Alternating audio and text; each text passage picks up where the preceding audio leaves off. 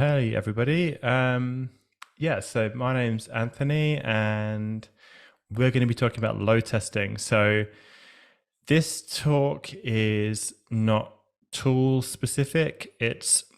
I'm going to show you some stuff which uses Python, but generally what we're going to be talking about is load testing in general and how to use load testing as a way of beating the rush. So what can you do to kind of predict load? A bit about me. So I have a website where you can see my blog, which is tonybaloney.github.io. I blog about a number of different things, pretty much everything actually. Mostly Python, some security stuff, some DevOps stuff, some like hacking stuff, lots of testing things, bits and pieces. I'm on Twitter, Anthony PJ Shaw, and I'm on Mastodon at Tony Baloney on the Fostodon instance. So if you want to follow me on there, you can as well. So I'm a developer advocate at Microsoft. I'm also a fellow of the Python Software Foundation, and I contribute to a bunch of open source projects. And I've had a fairly varied career in IT, and part of that career has been doing load testing, which is where I want to kind of share some of that experience with you today and talk about load testing. So when I think of load testing, I think of this famous, in some places, problem, which is the half-time problem. And you might be wondering, okay, what's this got to do with load testing? So in a lot of the world, soccer, the sport soccer, is really, really popular. It's increasingly popular in the US. It's extremely popular in Europe. It's mixed in Asia. I'm based in Australia, but I'm originally from England. In England in particular, the energy operators worry when there is a big football match. And what does this have to do with load testing? Well, the answer is when it gets to halftime in a big game, in particular, the recent final between England and Italy, a lot of people in Britain will go and turn on the kettle to make a cup of tea. What this does is you get 1.1 million kettles simultaneously boiling at 2 kilowatts each. And that generates 600 megawatts of electricity. Now, basically what happens is when it gets to halftime, the actual electricity grid for the whole country becomes under stress because everybody basically goes and generates a huge amount of load by making a cup of tea. The 2020 number was not as big as previous records. I had here 2.8 gigawatts in 1990 in the England versus Germany game, which is the World Cup semi-final. It was 2.8 gigawatts is equivalent to an entire power station worth of electricity, just the people boiling their kettles at halftime to make a cup of tea. So this is effectively a load test that's being generated in real time. It's electricity, it's not a web load test. But the energy operators need to actually plan for this event, and they know there's going to be a big game on. They know lots of people could be watching the game, and they need to plan around that. My own personal experience in load testing is a bit different to this. I remember a couple of things. In 2006, there's a TV show called Emmerdale in the UK. It's pretty popular. It's one of the biggest soap operas. They had a murder mystery. Somebody got hit around the head with a bronze horse. I think basically was the conclusion of this murder mystery. But on the TV show, at the end of the episode, they would say, do you want to find out who killed Tom in this case? If you do, click on the website. And everyone who was watching the program would go and get out their laptops because it was 2006. They wouldn't use their phones, and they would go and bring up the website. So, we had to figure out how do we test whether that website is going to cope when the hundreds of thousands of people who watch this program go and try and load up the website. So we basically had to design a load test. The other one I had to do was in the same kind of time period. Actually, it was basically to design a load test for the obituary of a member of the royal family, to make sure that if for some reason they happened to pass away, then the obituary website basically was up and ready to handle load of the millions of people who would be trying to read about what had happened to this member of the royal family, which didn't happen in that year, thankfully, and has happened more recently than this, but it was an interesting engineering basically problem to solve. How can you test whether an application is ready to handle that kind of load? So when you're designing a load test for your application, there's basically two factors you want to think about. One is the number of requests, and I've given you an example here of a queue of people, and you basically have one in, one out, and the number of requests is the number of times you will be requesting the website. The other factor is concurrency, so how many people concurrently are going to be making the request. So on the left-hand side, we've got a concurrency of 1. So you've got a long queue of requests coming in, but only one person makes a request at any one time. And with concurrency problems, you have lots of people making a request simultaneously. A load test would actually be a balance of the two. So where you'll see challenges in infrastructure, and we'll talk about this in a minute, on the right-hand side, this is actually a football stadium.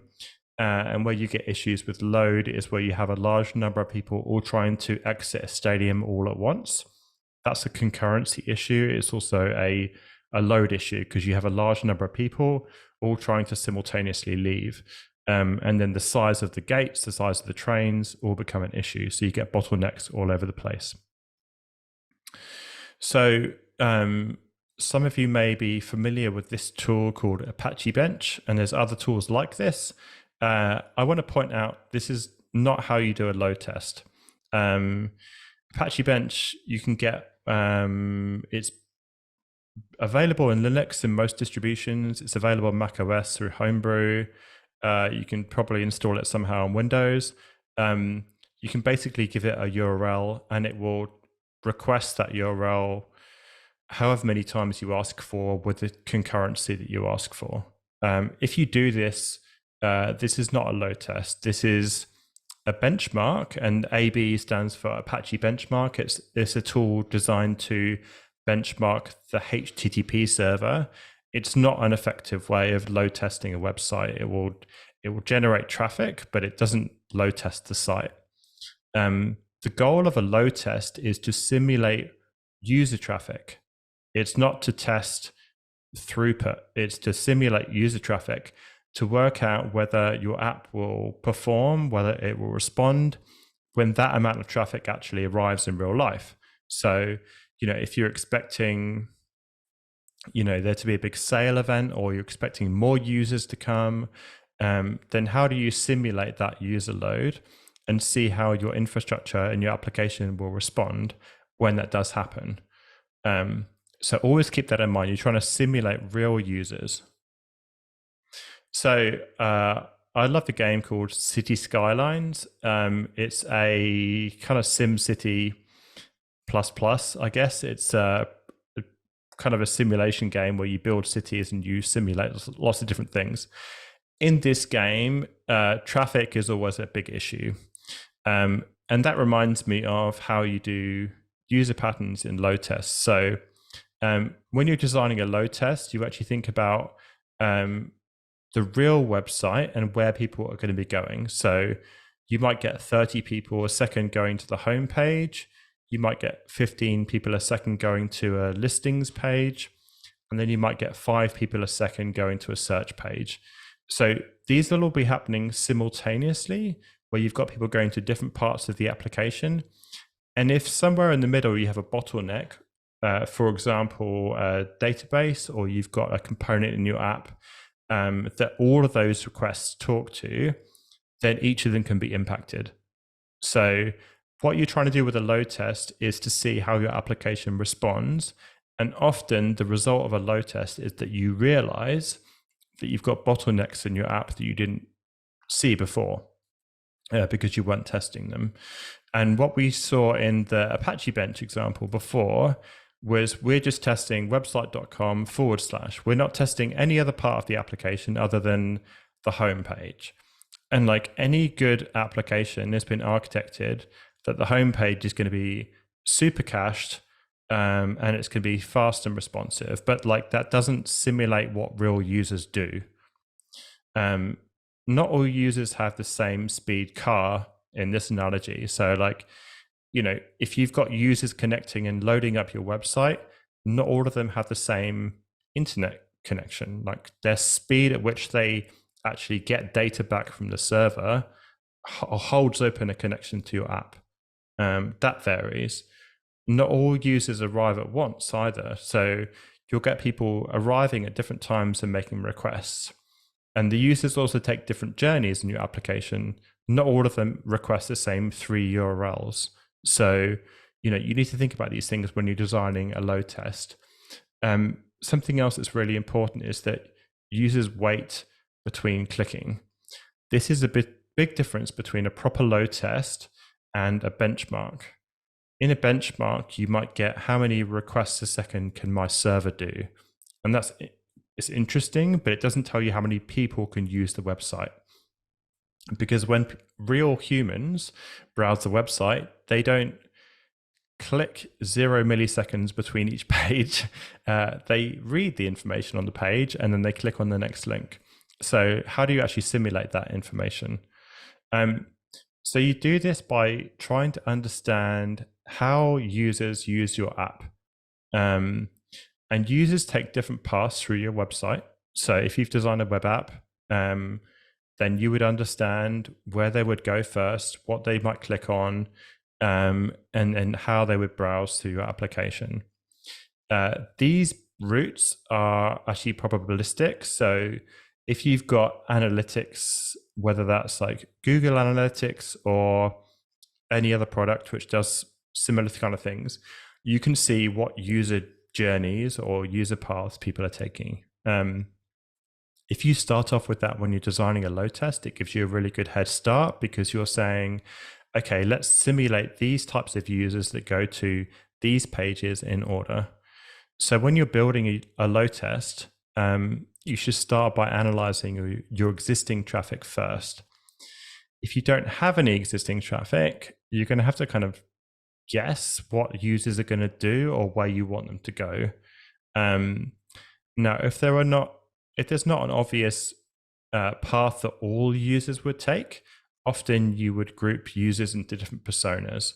So with load tests, often what you would do is you'd say, okay, we've got this type of user that would go on this, these pages. And we've got this type of user that would go on these pages. So currently I'm building a load test for like a university website. And we're saying, okay, we've got lecturers and we've got students and they do different things. So like the students would go and look at what time is the lecture, what room is it in? They go and click on those pages. Whereas the lecturer would be, I need to schedule this new lecture. So like they do two different things. So let's simulate the students and simulate the lecturers. And then we'll also simulate how many there are of the two. So we've got more students than we do lecturers. So let's say we've got 100 students and 2 lecturers, and we'll build those flows into the load test. On the right-hand side, this is a diagram you get from Application Insights, which is built into Azure. You can get similar things out of Google Analytics as well, but it will give you like a flow chart that you can kind of follow and see, okay, what do people do on my website? Because if you don't know where users go between pages, you can just ask most analytics tools and they'll tell you. So in this case, I'm looking at it and saying, okay, if we want to start at the home page, where do people go from there? And it says, okay, well, 20% of people go to the details page, 15% of people go to the create page, and 18% go to the home page. So, okay, let's simulate that traffic.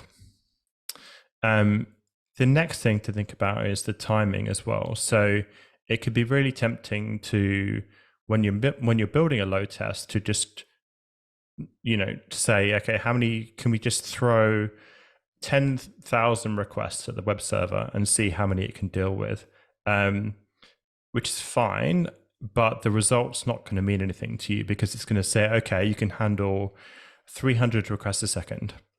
But what does that mean? Like, what does that actually mean in real numbers? Because you're not dealing with the requests a second when you're launching a website, you're dealing with users. So how many users can you actually handle? And users, like I said before, they're not computers. Like, they actually physically have to click on things to navigate between pages in a website. So you should build those pauses into your tests. And load testing tools have that built in. So most load testing tools will let you build a range, like a time pause between each request, and they'll let you simulate a number of users. So in this case, we want to simulate user 1, who's going to go to the home page, the search page, the results page, and then a detail page. We might have user 2 who goes to the home page, and then we've actually built an Ajax polling endpoint into the home page. So, every 3 seconds, it's going to make the same request again and again and again.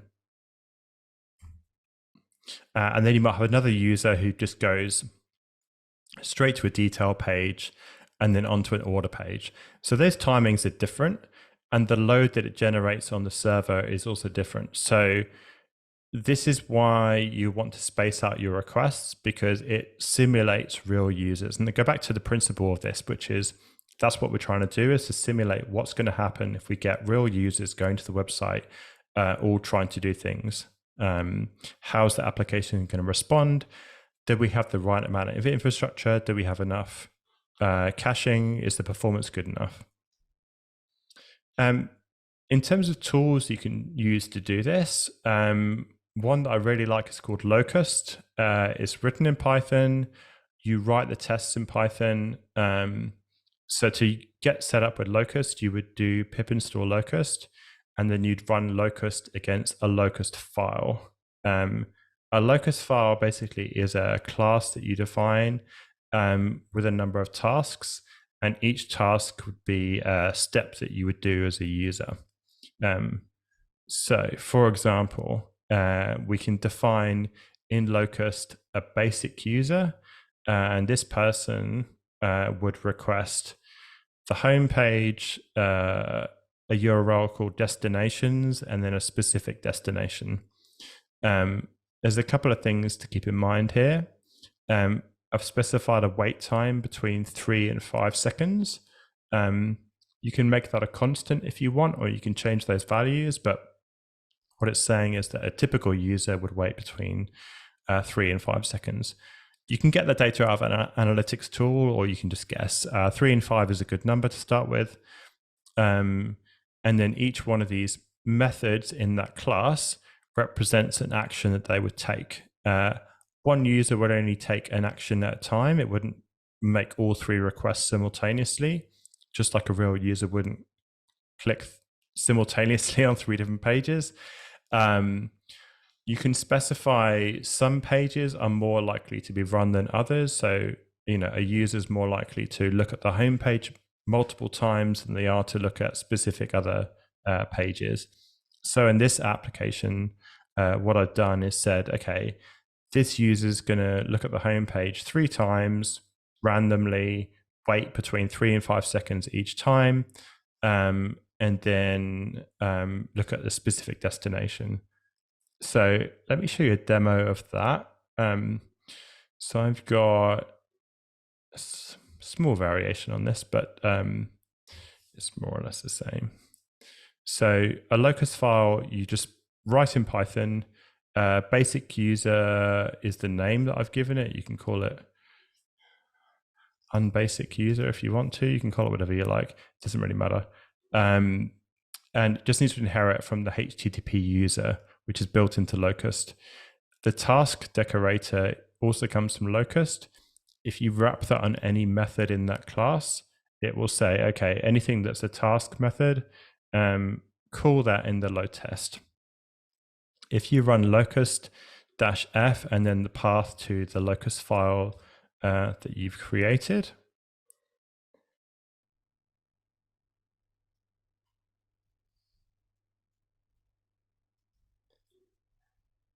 it will start up a web server where you can configure the number of users you want to test with, and the spawn rate, which we'll talk about a bit later, and then the endpoint that you want to test. I did actually spin up some infrastructure earlier so we can test something real. And then you do start, and it will basically start simulating 100 users by ramping it up. If you go to the charts page, you can see how many users we're up to currently. So it's gone 50, 70, 90, 100, and now it's going to simulate 100 users consistently until I tell it to stop. So Locust is pretty cool because it's simple to get started with. It's running the test on my machine. So, I can see that the CPU of my machine has gone up because it's simulating the load from my local machine. This is a bit of a limitation because I'm simulating 100 users now, but I can't simulate 100,000 users because my machine's just not powerful enough to do that. I can look at the response times. I can get some nice graphs. Like, it's pretty cool, but it's fairly basic. Like, it's I can see specifically for each URL what it's responding at, and then you can stop that and configure a different test or choose a different endpoint, and then switch it around. So Locust is great in this way. Like, it's good to get started with. It's Python, which is brilliant. And it's easy to create a simple test. Now, most of what I showed you there before was just doing a GET request. So some complications, I guess, with real websites. Often Django, for example, has got cross-site request forgery, CSRF. It has a middleware, often should be built into Django, and it should always be enabled in Django apps. There's something similar to Django's middleware for CSRF built into Flask. So if you have a form and you want to simulate somebody submitting something on a form, you basically have to get the token out of the form when it loads and then submit the token with the request. This is like an extra step. But if you have to do that, which you probably will when you're writing a load test, then what you can do is you can get the response back, and then you can get the cookies out of the response object and fetch the CSRF token out of that, and then inject it into the headers in the next request. So this is something cool that you can do. In this one, I'm doing something slightly different here. I'm making a post request to fill in a form on the website. I'm using a tool called Mimesis, which is a fake data generator. Generally, when you're doing load tests and you need to fill in like name and email, for example, don't just give the same name and email each time. You should generally make up data so it's unique each time, just in case somehow it's caching information. I know if you're posting to a form, it shouldn't be caching that, but it's just good practice to generate unique data each time with your load test. Now, everything I've showed you so far with Locust is simulating a HTTP request to that endpoint. Now, in reality, users aren't making HTTP requests. They're using a browser, and a browser behaves differently because a browser makes the request, loads the website, renders it, and then makes lots of other requests. Like, this is the app that I was testing, and it has 12 additional things in the homepage that need to be requested from the server, like the graphics and the CSS and some JavaScript and stuff like that. So something you need to think about with your load test is a plain HTTP request sufficient to capture what the users are doing? Now, in my case, all of the graphics here and the CSS and stuff like that is on a CDN.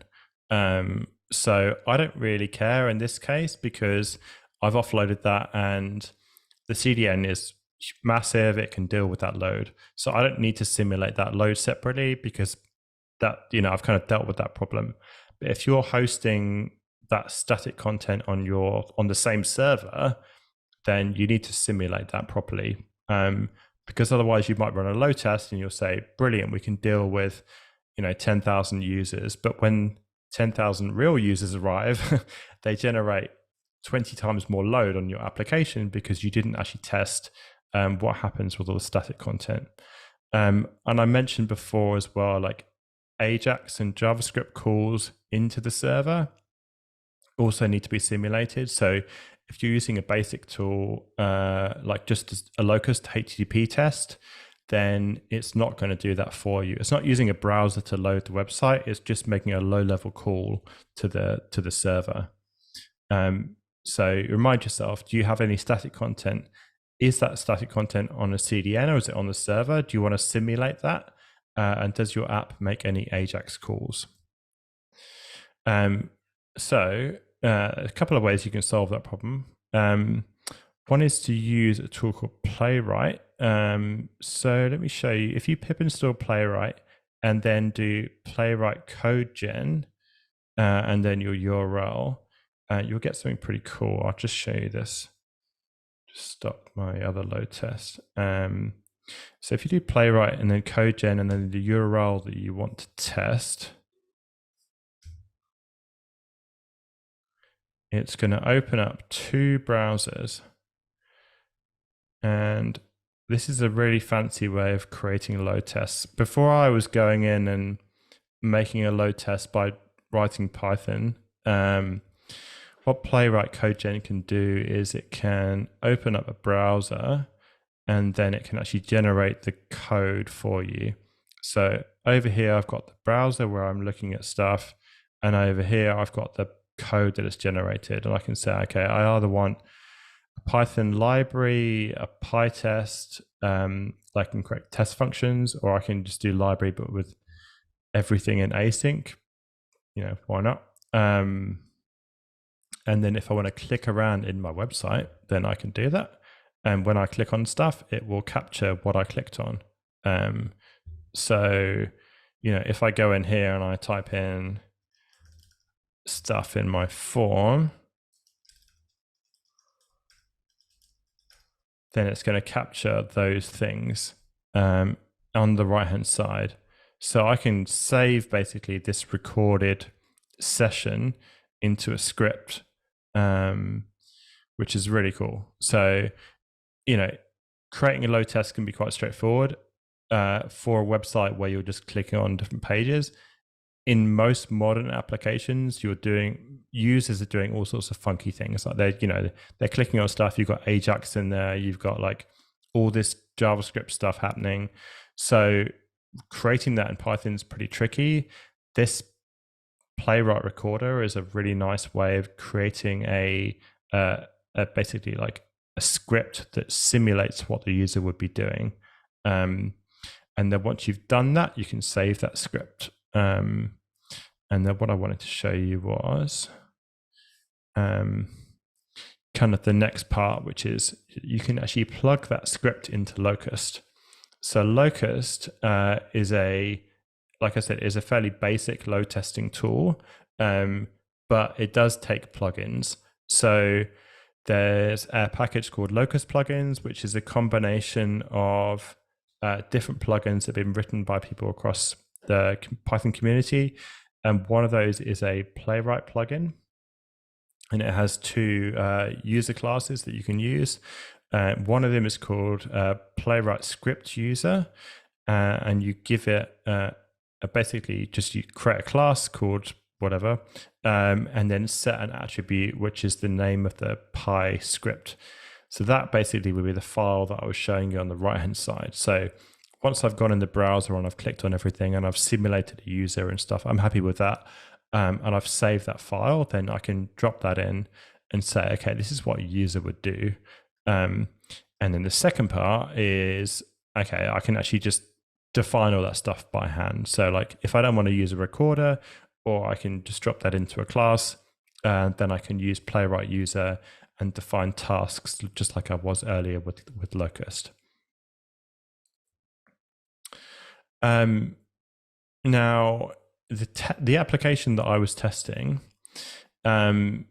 is a demo application, and I've made a common mistake here, because what I've done is I've built a load test, and you shouldn't really load test the production server unless nobody's using it, because most load tests will create so much load that it slows the website down. Like, that's kind of one of the objectives with a load test, is that you can figure out how many users can we take until things start to go wrong. Now, this causes an important kind of quandary, because it's like, okay, do we test the production server? And then if we do we do it on a quiet day, or do we we don't really want to make the production website slow just because we're doing testing. So often what people do is they have a test environment that they would spin up and try and make it as close as is financially possible to the production version of the application. And then you'd run a load test against it. Now, an issue with this step, I guess, is that when you're testing your fake infrastructure, your fake application, it doesn't have the same data as the real one. So the mistake that I've made in this is I've spun up an app and I've load tested it, and it performs pretty well. But it has an empty database because it's a test instance. So like, it doesn't have anything in the database. So when I go on the destinations page, which is doing a query in Django, which does a query in SQL, which renders everything and then, draws a table and stuff, like things you would do in Django, but the database was empty. So like, it responds really, really quickly. Whereas if I go and load the same list, the same page on the production instance, it's going to return hundreds of results. So a common mistake with load testing is that you didn't think about the actual inputs into the data. So what I strongly recommend with a load test is that before you run the load test, you seed the application with some test data. And there are different ways of doing this. The package which I mentioned earlier, which I love, is called Mimesis. So what I recommend is that you have a script which will go and populate your database with fake people, fake products, fake orders, whatever it is. So just fill your database with junk, so it looks like you've got information in there, and you can actually simulate what happens when you go and look at your list products page or your list orders page or list users page, whatever it is. Like, that's actually going to go and hit the database and actually go and render stuff on the page. If it's just an empty test instance with test 1, 2, 3, that's not going to test anything. Like, it's just going to be really fast. But then when you get to production, it's going to be slow as hell. So what I recommend is that you seed your infrastructure properly. And there's lots of ways of doing this. This is an example for Django. The only thing that's specific to Django is actually the fact that I've used a bulk create command at the bottom, but otherwise we're just doing Mimesis here, which is Mimesis will generate fake people's names, emails, passwords. It's got addresses. It's got pretty much anything you can think of. People's political persuasions, you can even generate from Mimesis. Like, any kind of data that you want to put in a database, it can generate fake versions of that for you. So yeah, what I recommend is going in and populating a database. So that kind of comes on to the next part of this, which is, okay, we've done the load test, but the app's not super quick. So a bit of trivia. What's the fastest implementation of this problem? I wanted to find a Fibonacci function, and I want to get a result back when I call it with the number 15. So what would be the fastest implementation of that?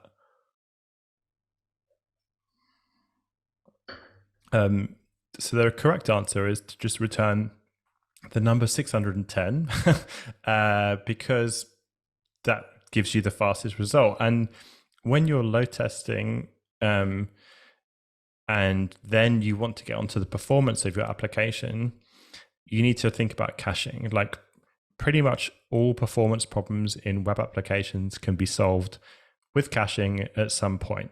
So obviously this is cheating. You shouldn't implement the Fibonacci function with caching, but actually some of the most optimal Fibonacci calls actually do have caching in them. But we don't have time to cover that.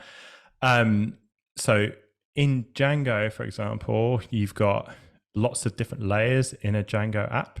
You've got the HTTP server, whether that's like Nginx or Apache or something. You've got the WSGI and ASCII adapter. You've got the app itself. You've got middleware, views, models, static content. You've got, in the middleware, you've got different components in there. You've got templates. You've got the ORM. You have the database. There's a lot of stuff going on in Django. Now, a heavily productionized Django app should have caching in a lot of these layers. So, you would have a CDN or an edge cache on the top end. So you're caching like static content before it even gets anywhere near the server. You'd cache your template results. So, if people ask for the product, to look at a product page and that product page gets looked at all the time, you shouldn't be dynamically rendering that template every single time. We don't have time to talk about optimization of web apps in this talk, and that's not what this talk is about, but you're going to have querying, you should have querying at pretty much every layer in your web application architecture. So that actually comes down to an important issue in load testing, is that when you're writing a load test, don't hard code things like the product number or the ID that you want to test, because your application should, if it's been productionized, it should cache that stuff. So like try and catch your app off guard. Like if you seeded it with 1,000 products or 1,000 destinations in this case, like randomly pick one and just try a different one every time. Because otherwise what's going to happen is you're going to write a load test and your load test is going to perform really, really well because everything that it requested was cached. And users are going to do something that isn't cached and your application is going to fall over because it just wasn't ready for that kind of load. So once you've written the test and you've run the test, you're going to get some graphs, and you're going to get a lot of numbers and a lot of data, and you're going to go, okay, what do we do with this information? So in Locust, you should see a graph more or less like this, where you get it goes up and then it comes down. So the going up part is the fact that you just sent hundreds, if not thousands, of requests to a web server, and it was half asleep and it didn't really know what was going on, and it's had to do a bit of a warm up. And then once it's done that, it's quite happily responding to requests. So that kind of like peak where it goes up is the warm up, and you should get that at the beginning of every load test. If you don't, great, but you'll probably see that. Don't worry about it; it's normal. And then the response times will flatten off. That flattening off is a stable response time. It should be flat. So that's the kind of key with these load tests, is that if you're not increasing the number of users, the response time should be flat. You'll also get this table of data at the bottom. You'll get medians and percentiles. The 90th percentile means what response time will 90% of users get. So either the 90th or the 95th is really the number you want to look at. If you look at the 99th, often that's going to have all the outliers in it, well, a lot of the outliers. So, that number is going to be a lot larger, and it's going to include a lot of the warm-up time that you see on the left-hand side of the top graph. So really what you want to be looking at is the 90th percentile, the 95th percentile, when you're looking at response times. If you have an issue in your application, like a bottleneck, you will see this. So in the response times, it was flat, and then it started going up. And what that's actually telling me is that I started giving it too many users, and the queue, like there's a bottleneck somewhere in the application and something is queuing. And every time I give it more users or more requests, the response times keep going up and up and up. So that tells me this application can only deal with 190 users ish. And then beyond that, it's a problem. So let's look into why that's the case. So have a look at that. Have a look at that graph. Another problem is that tests are limited by the resources available on your local machine. So especially if you're doing Playwright, the built-in locus test is great because it's just doing HTTP requests. If you use Playwright, it's using browsers. You cannot simulate 100 browsers on your machine or 1,000 browsers on your machine making requests. It's just not, you just don't have the resources unless you're running a server or some crazy dev machine. So most of these tools have got a clustering capability, or I've got a way of basically like coordinating load tests. So we actually offer something to solve this problem called Azure Load Testing. Let me just refresh that, it's timed out. So I've got this application that I have. It gets deployed from GitHub Actions, this app, the web app that I was testing using Locust. And I added a GitHub action to run a load test from Azure. So because I don't have the resources locally to run a load test for like tens of thousands of users, then I've saved that load test as a script. And then in Azure, I've basically said, okay, I want you to run that test when I ask for it. And it will run the test on Azure using Azure's compute. And you just pay for the time it's running the test. And then I can log in and I can see how many users, what the response times were. And then I can also say, okay, what was the CPU and the memory usage of all the infrastructure that's backing up that server? And then I can go and compare that if I need to. So that's Azure load testing. There's equivalent products probably in other clouds as well. I'm just showing you kind of what that one does. Cool. So in conclusion, when you're doing load testing, you should start by analyzing your users, assuming you've got users. If you don't, think about your user stories and think about what flows people might take. Try and vary your inputs, timing, the requests people make, the data that they submit. Try and think about that just in the same way you would with testing. So when you're writing unit tests, you try and vary your inputs. Same with load tests, sorry. And always remember your goal is to simulate real user traffic. You're not trying to benchmark the web server, you're trying to simulate real users. So that should kind of be your core goal with this. Beware of false performance from caching. So like I showed you before, if you're always requesting the same page and that page is being cached, that can give you false performance results because the cache might reload or expire after an hour, or real users are not all clicking on the exact same page, like they'll be looking at different products or different whatever users on the page. So make sure you kind of vary the input as well. So once you've done all of this stuff, then you're ready to start thinking about optimization, and you can start repeating the load test again and again and again. So once you've got a good load test, you've got a baseline, you know how many users you can handle. And then once you've done that, you can start optimizing and you can show real performance gains and real differences. So yeah, thank you for your time. And if you do have any questions and stuff, please pop it in the chat and I'll be happy to answer.